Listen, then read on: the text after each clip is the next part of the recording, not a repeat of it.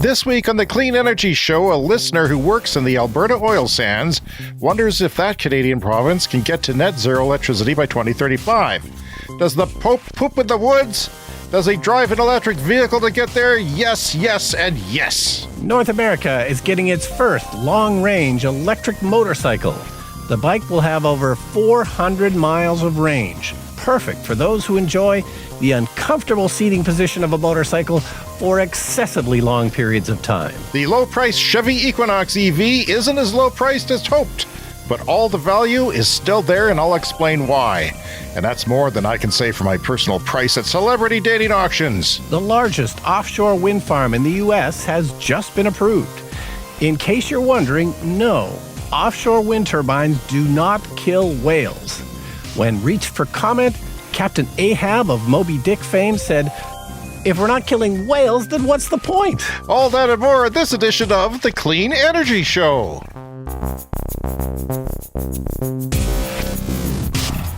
And also this week, BMW electric semis, a follow-up to last week's solar discussion, heat pumps in Canadian politics, and humanity's track record at predicting the future 30 years ahead of time is not so good, so why should we do it now? All right, so I was at the donut shop this morning, James. Really? You? Yeah. Were you meeting someone? No, just getting a donut, preparing for the show. So Canadian. Anyway, I got recognized at the donut shop for the podcast. Oh, come on. No, I'm serious. A man can't... A, you're going to a donut shop in the morning, and B, one of our listeners is? Come on, what are the odds of that? Yeah, it was right at 7 a.m. when it first opened. It was very early. I didn't catch his name, but he drives an Ioniq 5 and he knows who he is. But thanks for saying hello. What kind of donut did you get? I was a Boston cream. Yeah, I had one of those recently. I don't usually get them. It's very disappointing. So, Brian, in Canadian politics this week and last week, and we didn't talk about it last week, but I've been getting letters from people saying, why aren't you talking about it? And links to articles as if I didn't know. Our idiot prime minister, who has done more for climate than anybody else, brought in a carbon pricing system in Canada and won, 3 elections on the issue? Yeah, I mean, I wouldn't say he won the elections on that issue, but it didn't kill him. He won the elections while having that support for that. Yeah. Then he stepped on the rake, and he's been stepping on the rake so many times over and over and hitting himself in the face and doing such stupid things. Immediately when I heard this, I thought, oh, you've screwed everything up. And I'm not a political genius. I'm a simple podcaster, a simple man. And yet I knew what he apparently didn't, is that you cannot take the carbon tax off something, which he did for heating oil in the Atlantic Canada, which is similar to the northeastern United States, because a lot of people out there are heating with heating oil, which is very expensive. It's like $5,500 for some people to fill up their tanks. And there's a tax on it. So he's brought it up. No, you give them a check for something else. Yeah, and now everybody's talking about heat pumps. Everyone who didn't care to listen to our podcast, who should have been listening to our podcast and should have known what heat pumps, the role that they play in our addressing climate change, clueless. Why aren't they listening to the show? Why are heat pumps suddenly interesting because it's a political hot potato? Well, our very own Brian Stockton, humble man himself, donut-eating man even, has a heat pump in a very cold place, the Canadian Plains, where it gets down to minus 40, which is colder than it gets in Alaska, most places that are on the coast, and a hot water heat pump. Yeah, which is on the way. I don't have it yet, but it's on the way. I insist on saying this. A heat pump hot water heater, which is on the way. Like an astronaut, we have medical devices attached to at all times to make sure that you don't die. So we will be monitoring Brian's situation throughout the winter to make sure that he is hot enough. You have a resistive heater, electric resistive heater backup. You're worried about if that gets used a lot, your electricity bill could go up, because resistive heating is like, a little electrical heater, a baseboard heater on a grand scale, or even an electric car for that matter. And it uses many thousands of watts of electricity to heat, so that's a concern. I'm not concerned about getting cold in the winter, but I am a little nervous about the electrical bill over the winter, but I'm not concerned about being too cold because, of course, it's got a backup resistive heater. And anywhere you can put in a heat pump can have some type of a backup system like that, so they can work anywhere. And backtracking on the carbon tax for heating oil just kind of puts the whole system into doubt. And it's completely collapsing now. He did something that very few people in the world have done, and now he just completely botched it with stupidity. Yeah, and perhaps he was trying to score political points in Atlantic Canada or something like that. But he's tanking in the polls, as we've discussed before, and that's why people should run out and buy an EV. And if you're going to buy a heat pump, buy it now while you can get the rebates, because get the rebates. Yeah, the other guys don't give a rat's buttock about the climate at all. That's reflected in their polls. But people do. It's just, I'm just constantly amazed at how hard this is for people and how they're not paying attention. You don't have to read 6 books to understand it. You could pick up a newspaper and read about it in newspapers or magazine articles. There are ways to learn more about what's going on, and people don't have the first clue. So the best way, Brian, is to listen to our show. So tell a friend about the Clean Energy Show podcast, and we'll, try and help you out, because this is a concern for everyone. Our world is hanging by a thread. The livability for humans and most life needs us to take drastic action, and this is what this show is about, and it's mostly a good news show. Jenny Chase last week on their solar follow-up I wanted to talk about. Nate Billard interviewed her about her annual solar tweet storm. Probably heard about it on our show like everyone else, because it is a big deal. He's from Bloomberg as well. And so they had an article on Bloomberg where he asked about it. And he says, I asked her what changed the most from last year's list, because she does this every year, a tweet storm. She's a solar expert, an analyst for Bloomberg, and one of the foremost people who are doing this for the longest time. So 2030 build forecast increased from 460 gigawatts forecast as of October 2022 to 707 in 2030. So from last year to this year, their forecast for the amount of solar in the world that's going to get built has doubled from this year to last year. Nearly doubled, yeah. And that should be no surprise to anyone. It's not like solar just became cheap last year. It's not like the world started to decarbonize last year. It's been several years that we've been getting really serious about this. And wow, solar is taking off and like crazy. And she says that basically the team, especially in China, got the courage to start forecasting genuinely transformative amounts of solar. That's the problem. When you ask a bunch of analysts to predict a transition, they cannot see something wildly different from what they have learned about before. This is the theme of what we do, Brian. This is what's going on. Yeah, but it is something that we have seen before in other industries. Technology has this way of the S-curve where it seems like one day nobody has a smartphone, and then you blink, and a few weeks later, everybody's got a smartphone. It just, these technology disruptions can happen very, very quickly. I was curmudgeon about smartphones, didn't think I'd need one. Then I got one when they became cheap enough, and there was a sale on. I got one. It obviously never looked back. So yeah, iPhone 5S was my first one, so I was definitely not an early adopter. Mine was a 4. I can't believe I beat you, the Apple guy. Yeah.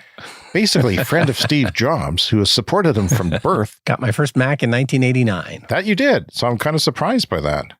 Plus you were a mover and shaker, Brian. You're a filmmaker and professor. I thought you'd have one pretty quick. I move, but I don't shake. I mean, I shake, but I don't move. That's probably more accurate. But okay, so from Electric, there is an EV motorbike. This is the first long-range electric motorcycle that's going to be released in North America. So the company is Evoque Motorcycles. This is a Chinese company, and they're going to launch the 2024 Evoque 6061 GT electric motorcycle. And I was really surprised by the range and the size of the battery in this thing. Of course, electric motorcycles, we've talked about for a while. They're great. They're just like electric vehicles compared to gas vehicles. Electric motorcycles are fantastic. But, of course, they're not very big. So, it's hard to stuff a lot of batteries in there. So they don't tend to have a huge amount of range, maybe 100 miles, 150 miles. Anyway, this Evoque motorcycle, 30 kilowatt hours of battery. Okay, my Nissan Leaf from 2013, the first generation, had a 24 kilowatt hour battery.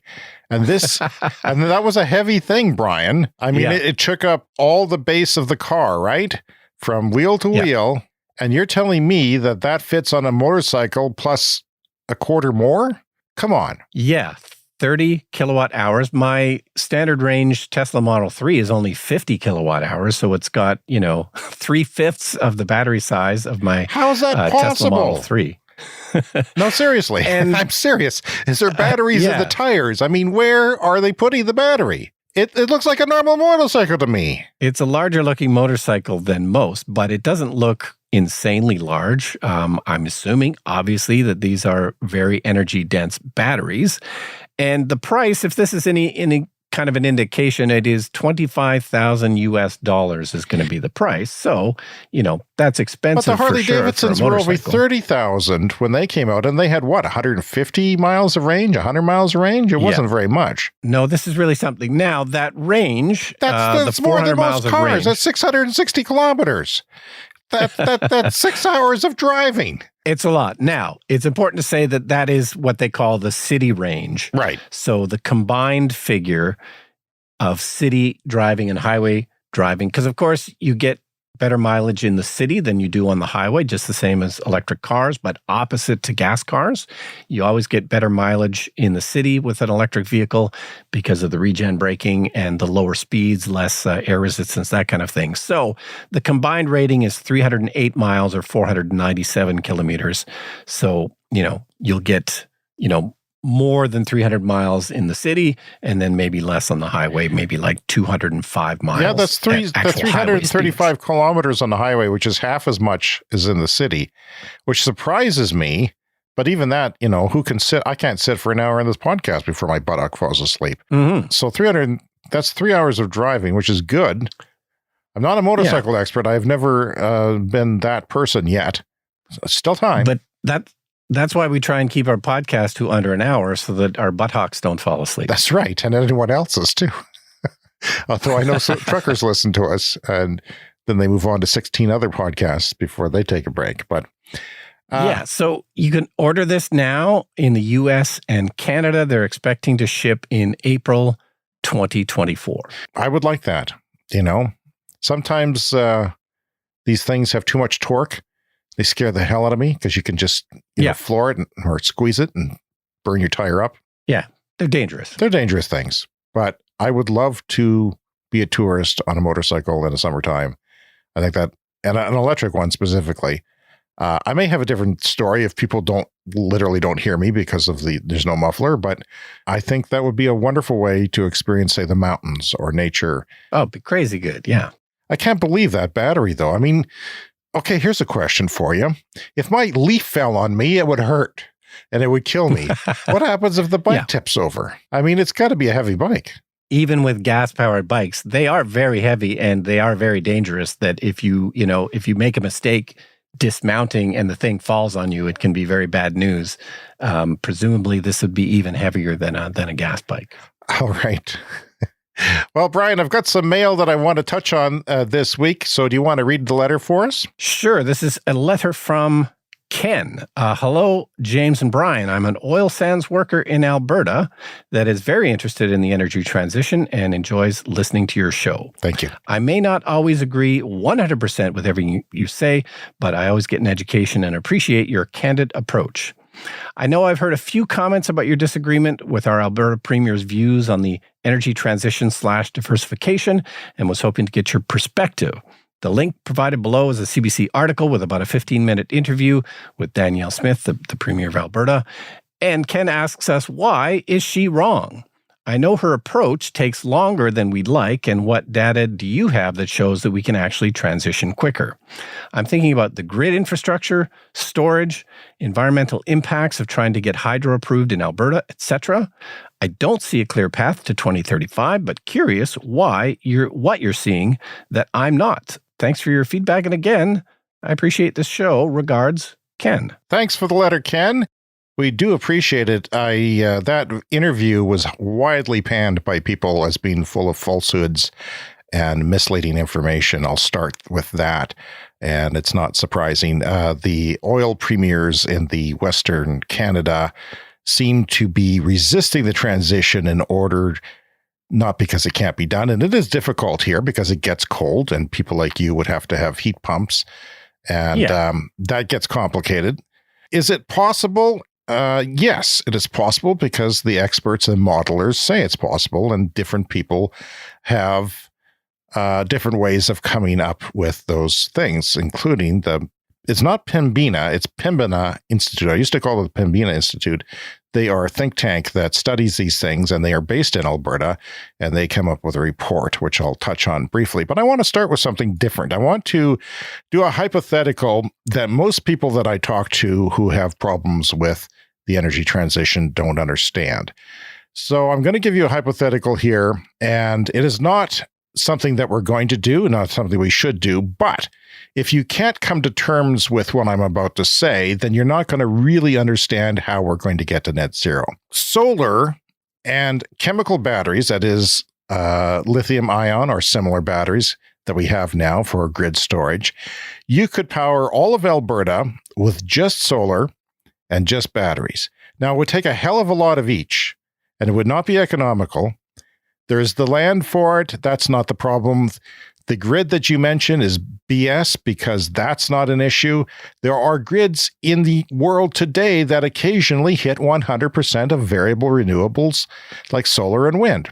Do they collapse? No. Did they have to make some modifications in the last couple of years? Probably. But the more batteries you have on the grid, the more possible it is. Now, before you say, James, that's impossible, I refer to my solar on my house. Okay, I have solar on my house. It happens to be a small system, but let's say that it, in the summertime, in May and July, that it did 100% of my electrical needs for my household, which it does. It does more than that, actually, because the summer, you do it as a year-round thing, not as a day-by-day thing, and use the grid as the energy storage because you get a tariff rate for feeding back into the grid. So instead of buying a battery, which are currently fairly expensive for your household, that's what you do. So in the summertime, let's say I had 10 kilowatt hours of power every day, just for hypothetical, because it's a nice round number. In the wintertime, on a sunny day near the winter solstice, I would only get about a fifth of that, okay? So if it was sunny all the time in this hypothetical situation, I could power my house if I made 5 times the solar panels, okay? I would just increase the solar panels by 5 times and get a battery, and then I could live if it was sunny every day. But it's not, and it's cloudier in the wintertime. But before I would have to do that, I could probably take my panels and tilt them almost straight up and down, because we're in southern Canada, to hit the sun in the wintertime, which is low on the horizon. So I would optimize my solar panel orientation for the worst time of the year, which is December. So if I did that, I'd probably only need, 3.5 times the panels to do that, and I would still get, it wouldn't be efficient in the summertime, but you'd have so many panels that it would be fine. Yeah, so I could do that. And then if it's cloudy, if I get 25% of my solar power on cloudy days, then I have to multiply it by 4, right? I'd have to do, 4 times 3.5 or something like that. And then it's 12, 13 times the panels. It's a lot of panels. But again, this is theoretical. And it's completely possible. You just scale up. There's nothing stopping you from scaling up.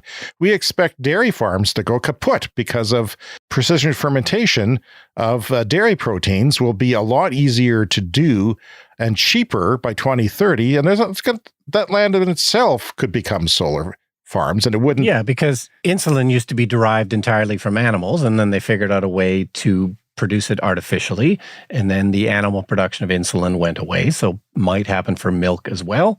Lots of things. And before you tell me that I'm crazy, I've talked to solar installers, and there are, speaking of crazy people who have lots of money and fear the world is ending. And they live on acreages around me, and they've done this exact thing. They've come up with, we want to live entirely on solar and batteries. And if you can do it for a mansion, you can do it for a province. Okay? There's no reason why you can't. And if you don't believe that, if you don't understand that, and solar is the cheapest source of power anywhere in the world, or almost anywhere in the world, I assume it's the cheapest in Alberta now. And Alberta has a very good solar and wind resources, okay? However, they have seasonal variability, which makes it difficult. And that is the challenge, is that seasonal variability. Places in Northern Europe, which aren't as good as Alberta, that they think, well, we might need to add some nuclear for that to happen. But that's the only places. All of Canada has great solar and wind potential, and particularly Alberta. And I suspect Alberta has great geothermal potential. As far as building new hydro, I don't know what they're doing with that. And I'm kind of surprised if they are building new hydro, but I am also a bit skeptical about geothermal, because we have a plant here that we haven't heard from. It was due years ago, and there's no media around here to look into it, and it's just kind of went quiet.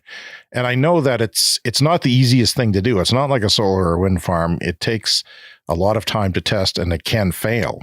It can be not, but they've come up with new fracking methods too for geothermal and deeper wells. So, but that again is probably a few years off. So it's one of those things where we don't know how we're going to solve the last piece of the puzzle, but 70 to 90% of it can be wind and solar and batteries with the technology we have right now.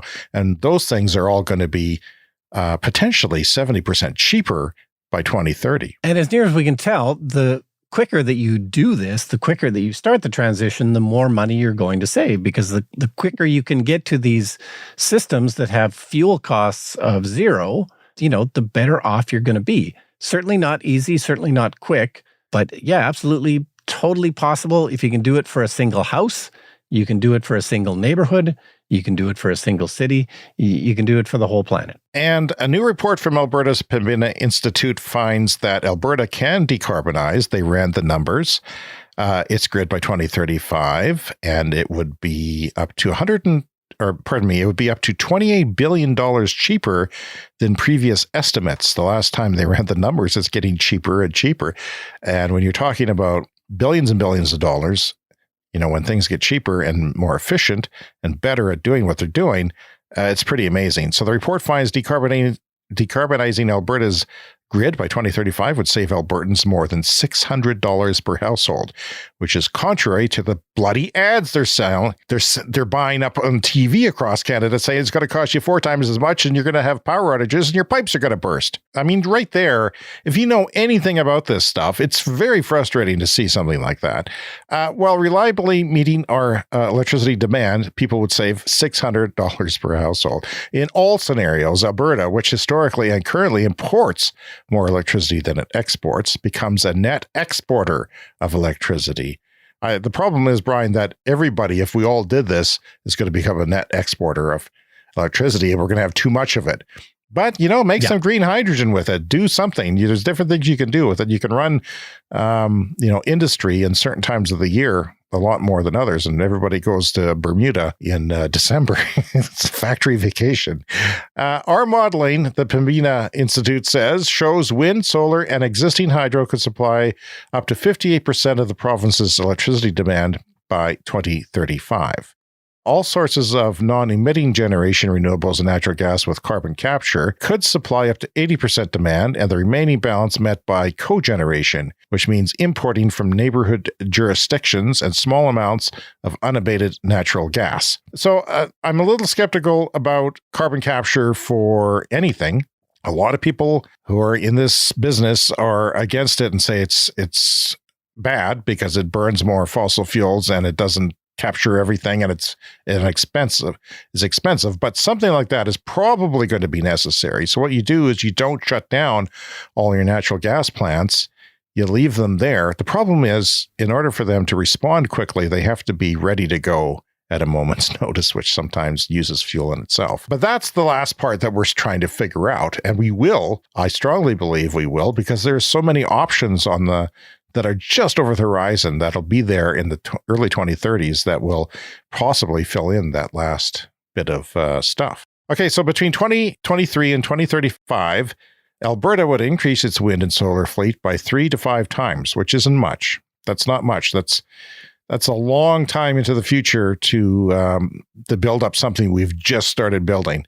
So 3 to 5 times their current combined installed capacity, creating significant opportunities for employment in the sector. Theoretical, like I said, if you had to do it, if your life depended on it, if the future of Alberta depended and all you had was solar and batteries, and if you didn't do it, you would die, you could do it. It's not the right way to go. You need to balance wind and batteries and other storage. There was something on Clean Technica about Saskatchewan. A modeling person did Saskatchewan, our province, the next province over, which I think has a lot less geothermal potential. All of our geothermal potential is right on the American border on the south part of the province. But they did one too. So if you go to Clean Technica and type in Saskatchewan, you'll get that and how how Sask could get to net zero by 2035. And again, we are living difficult places. It's cold here. It's cold here. It's sparsely populated. Like, we only have 1 million people, but they're spread out of a very large area. So that's one of the challenges. But that also means we have plenty of room for putting up solar panels and putting up wind turbines. We do. And we have really good wind potential here and really good solar potential. Like, it's really, we talk about our natural resources gift. Well, it's there. It's just not the natural resources the politicians think it is. We are very gifted in Alberta and Saskatchewan, even though it's cold here. And even though some people think that Brian will die with his heat pump, I'm not one of those people. And I've got some final thoughts here because I happen to watch Mr. Beast, who you don't know who that is. I'm not down with what the kids are doing. No. Well, he's probably one of the most famous people in the world. That's the crazy thing. When one of these guys goes on Jimmy Kimmel or one of the late night shows, they're not seen as, the same as Marissa Tomei. And yet they'll have 100 million fans, something like that, way more than any movie star that we know of. Yeah. So he would be recognized at the donut shop. Sure. He would be swarmed at the donut shop. Trust me. You have to get into some Mr. Beast videos, Brian. You have to. He has a charity. It's called Mr. Beast Philanthropy. However, he did a video on his main channel, which he said on Twitter that he might get canceled for doing, but he makes so much money and he pours it all back into his videos. So he powered a village in Nambia that didn't have lights at night. So there's these kids and a woman there who pleaded with him to do something because she was starting a school and she was trying to help her community. There's high crime at night, so she didn't feel comfortable with the kids walking around in darkness. And of course, you stop learning. You can't do homework at night. You can't see anything. So it's a big deal in Africa to have solar. So he built a microgrid for this village. It is a fairly big village. And a company that does it is a company that does this for different places in Africa and around the world, in Haiti, that sets up solar, then it desalinates the water from the ocean to give them clean drinking water, which is quite remarkable on its own. It's something that's a completely different thing. But I'm going to play you a clip from the show. It became evident that the lack of electricity was holding them back, severely curtailing Dora's ability to help develop this village to what its potential could be. So we came up with a plan to use the direct sunlight and scorching heat to our advantage by installing a massive solar grid that will provide electricity to the entire village. The team, along with our amazing partners at Give Power, spent the next few months secretly building this solar plant. After months of planning and a lot of hard work, I'm tightening the last bolt in the solar array. We're finally done. As you can see behind me, the sun is now setting, and in a little while we're going to be turning on the lights for the very first time. And from now on, the kids will no longer experience darkness at night. The moment has finally come. We're just about to turn on all the lights. Mateo, the electrician, is waiting in the container, and I'm going to radio him and give him the go-ahead. Mateo, turn on the lights!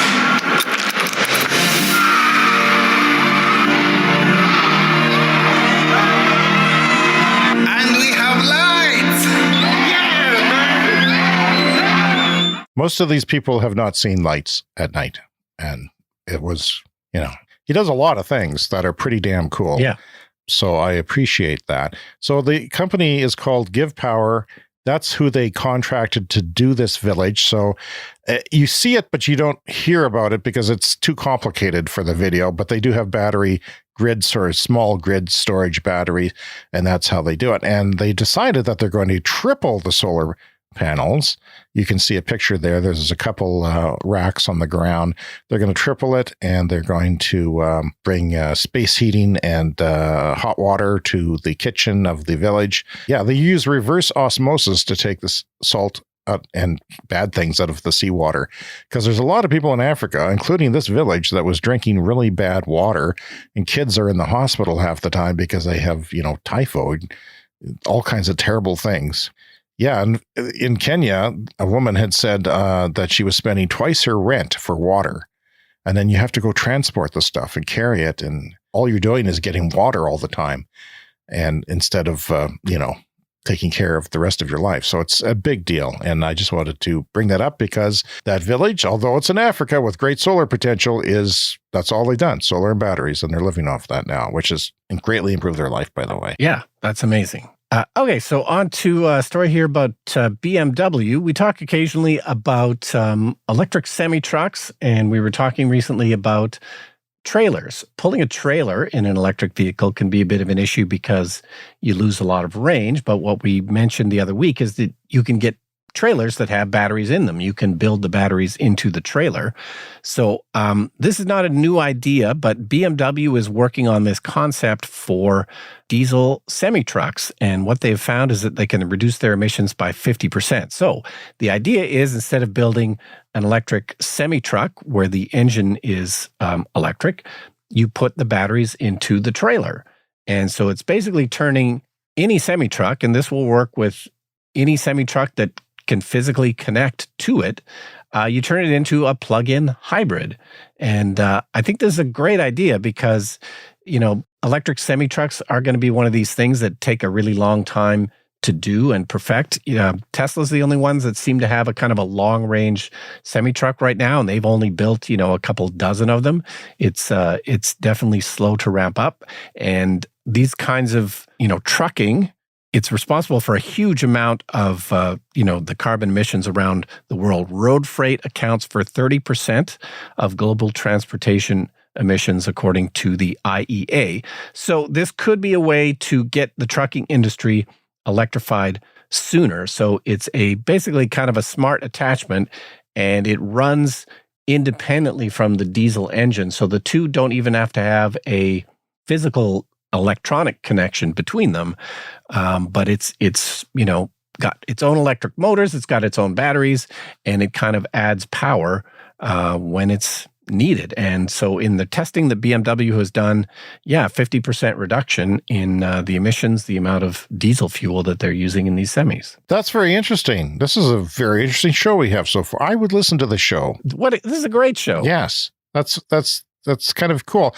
I see that it doesn't communicate with the tractor. That is completely independent. It just knows when it's going, and it adds power as necessary to sort of do that. But I'm wondering about the potential for regenerative braking that's sort of lost. I don't see anything about regenerative brakes in the trailer, although it is possible, but it would have to be hooked up to the tractor. One would think that would be possible. But I think the idea being you don't have to have a connection with the engine, and the idea being that it makes the whole thing simpler, I believe. Right. So let's say you're Pepsi and you want to lower emissions, you can just buy the trailers, and your independent contractor comes up with their tractor and just pulls it, and that's that. They just happen to save a lot on fuel, but it'd be nice to save on brake pads and things like that with regenerative braking, and to add more power to it because they're very heavy. There's an opportunity there for braking. Though you're not braking a lot on the highway, so it doesn't matter so much. But semi-trucks are, of course, very expensive. And, people making their investments in them now are going to want to keep that investment going for as long as possible. So it'd be great if we could just electrify all the semis immediately. But the reality is it's going to kind of take longer than that. So, this seems to me like a really sensible kind of interim step that, will eventually get us to, completely, electric trucking. And it sounds like that's going to be in Europe. And by the way, listeners, I'm going to put in the show notes the link to the Pembina Institute's breakdown for Alberta. It's an article. It's a It's a blog post, essentially. It's not too detailed. And also to the one for Saskatchewan. I'll put links to both of those in there so that you can see how modelers look at decarbonizing 100% by 2035 in these places. Yeah, and that information could be extracted to other places. It's specific for those two places, but the idea works everywhere in the world. Now, the one for Saskatchewan was done like 3 years ago, and they used pumped hydro, and we don't have great pumped hydro opportunities here because we have no elevation changes. Everything's flat. But that's what they did just because they were lazy, I guess, and didn't want to use batteries or anything else. But I mean, pumped hydro is an option for some places as well, and maybe it's part of the mix. Brian, the Chevrolet Equinox EV U.S. pricing and details have been announced. Past due. We've been waiting for this for a long time. Why? Because they said it would cost $30,000, which would make it a very cheap EV that is the form of a small SUV. It's something that I personally have been interested in because it would be a step up from the Chevrolet Bolt that I have.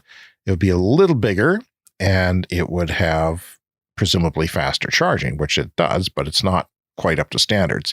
So the base unit is called the 1LT. It will cost a little more than planned. But nobody's talking about this. All everyone's talking about is how it's $5,000 more. It's actually including the destination charge, which is just under $2,000.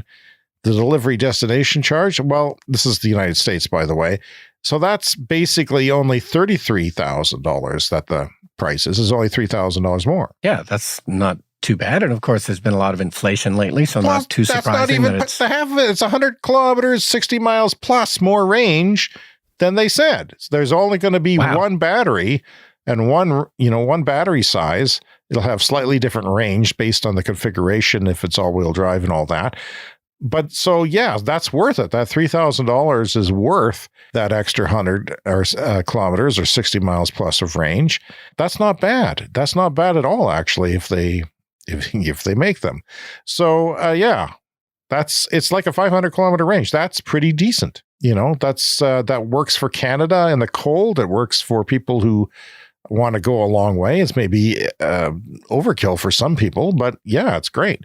So earlier in the year, they announced the cheapest Equinox EV would be around $30,000 and have 250 miles or 400 kilometers of range. Just a little less than my Bolt and a standard range Model 3. What's more, the entry level will have a range. Now it's like 319 miles, 513 kilometers. So that's pretty sweet.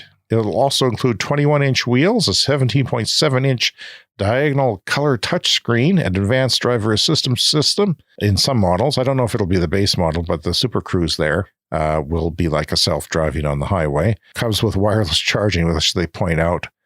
It's a $20 value. You could go to Costco and plug it into your USB port to have wireless charging. I don't know why they're still thinking that this is, something to hold people hostage by. That's such a great thing that you could only get in your car if you pay us thousands more for the upper models. The charging, though, is 150 kilowatts, which is 3 times the peak of my Bolt, which is good. But we don't know what the charging curve is. And it's also just it's not really modern. It's just coming out. We'll probably won't see it for another. Well, we'll start to see models at the end of this year, but it'll probably be a full year before we see the base model and then some, it sounds like. So, yeah. So 112 kilometers or 70 miles of range in 10 minutes at the best part of the charging curve, which I think that would do me fine, especially if it was an affordable price, and we'll see what it is north of the border.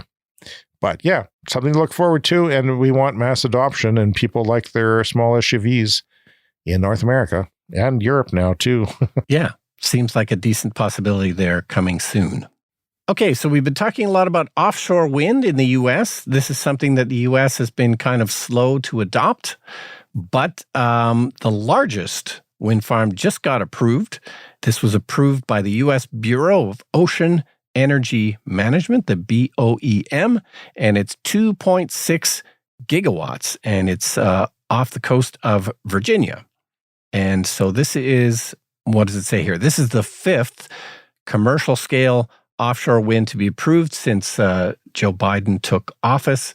It's still kind of early days because these projects are all mostly still getting built, but this is a pretty massive one, the biggest so far. So this is going to have 176 of the 14 megawatt wind turbines. This is enough to power 660,000 households, 1,100 jobs it's going to take to build these things.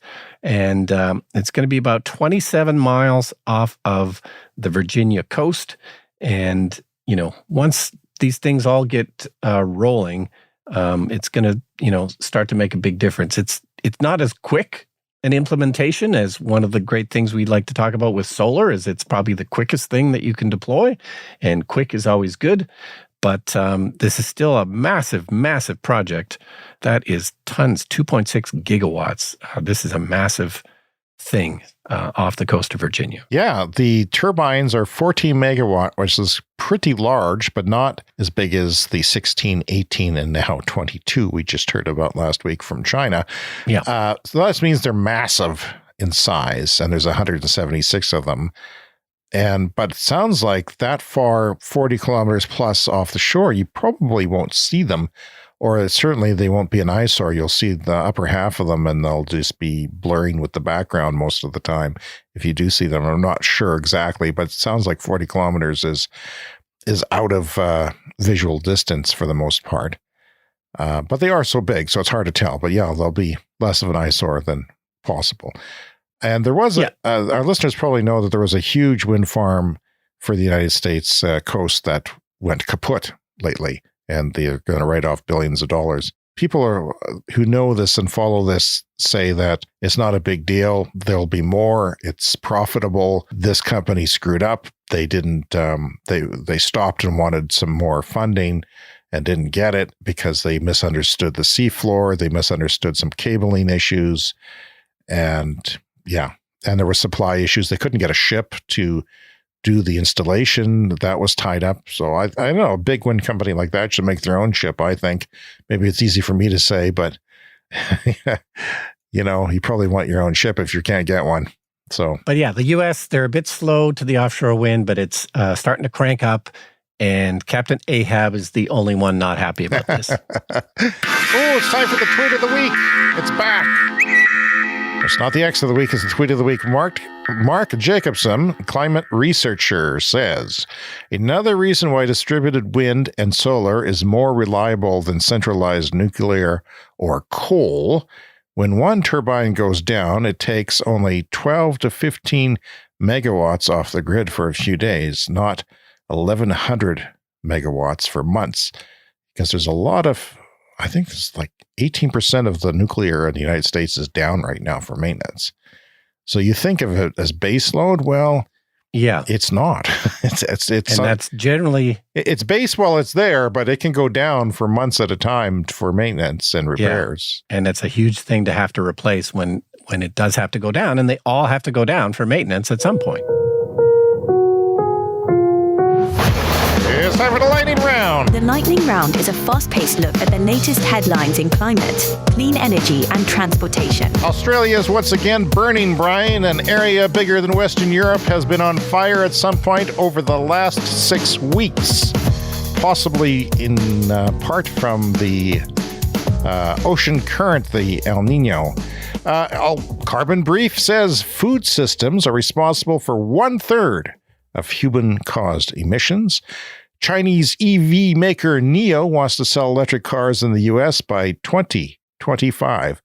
They are the car maker that swaps batteries, but no one thinks that they'll have the battery swapping in the U.S., at least for a long time. Yeah, and it'll be a challenge for them to get into the U.S. because they're not eligible for the kind of subsidies that other car makers. So we'll kind of have to wait and see. They've had more success deploying Chinese electric cars in Europe. It remains to be seen how successful that's going to be in the U.S. Yeah, and there's a 25% tariff on Chinese vehicles thanks to Trump, and not turned off by Biden. It has now been 34 days straight that a subsidized Diablo Canyon reactor in California, it's 1,100 megawatts, has been down 34 days straight. In fact, as I said earlier, 18.5% of all nuclear reactors in the U.S. are down right now. according to climate researcher Mark Jacobson. And it is time for a CS Fast Fact from Nature Physics. By 2050, coal will be responsible for roughly 285 times more waste than retiring solar, which, by the way, can be recycled. From EcoWatch, according to new research published Thursday, the world will soon pass the 1.5 degree Celsius target that was set to be the limit in the worst impacts of climate change. From the Los Angeles Times, there is a YIMBY movement in California. YIMBY, not NIMBY, but YIMBY. Yes, in my backyard. People want solar panels and wind turbines nearby, according to the LA Times. Yes, in my backyard. Another CS Fast Fact. For The Guardian, in Australia, already 11.5% of the grid comes from rooftops. That is to say, solar panels on houses and businesses, mostly houses. 11.5% of the grid from people's houses, like you and me, with solar on the roof. They have good solar potential there. Okay. And they have expensive electricity, so it's financially a good decision and pays off fast. But still, that is remarkable because I think they're up to 30% of households have solar on the roof. Yeah, they've tweaked the system so it's easy for people to put up solar panels. There's not a lot of red tape. And electricity in Australia has been traditionally kind of more expensive. It's not as cheap as it is, say, here in Canada. So people have a real incentive to do that on their own homes. Okay, hopefully your grain of salt is standing by. Please stick it in your mouth now. If successful, Toyota expects its electric cars powered by solid-state batteries to have a range of 1,200 kilometers or 750 miles. More than twice the range of Toyota's current EV, and a charging time of 10 minutes or less. Toyota's crazy. They've been talking about their solid-state batteries for at least 10 years now. Show me the money, Brian. Show it to me. Don't tell me. The stupid thing is, why would you, if that's true, of course that would be the thing to have. It would be completely dominating any other technology, and yet they're not going hard on EVs. So why do they say they have this? If they do, fine. But it would beat hydrogen, their fuel cell vehicles. It would beat everything. And I feel compelled to point out Toyota is still the number one car maker in the world. And we complain about them a lot because they're going slow on EVs.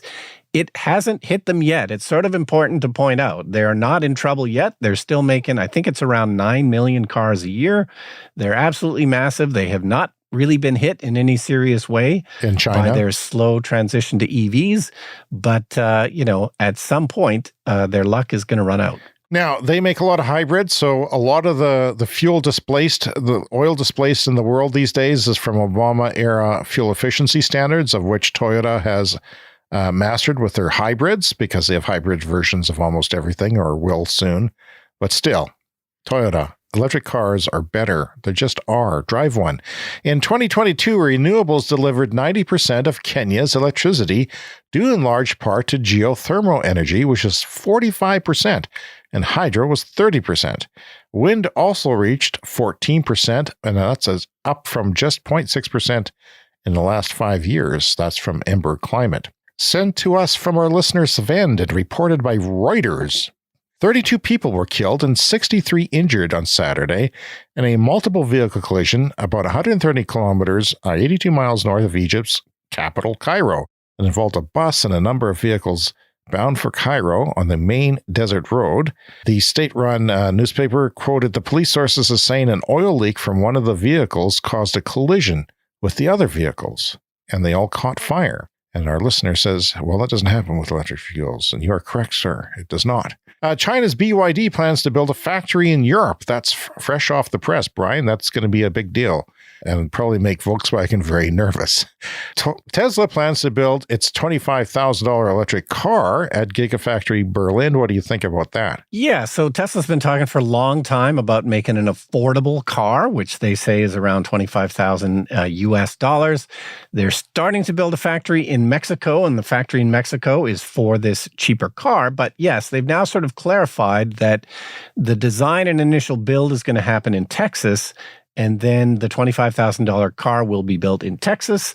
It'll also be built in Mexico and also built in Europe, perhaps with different variations. Oh, and also probably made in China as well, perhaps with different local kind of variations or designs. So, they just have to get on it. This is not a small project. It's going to take a long time.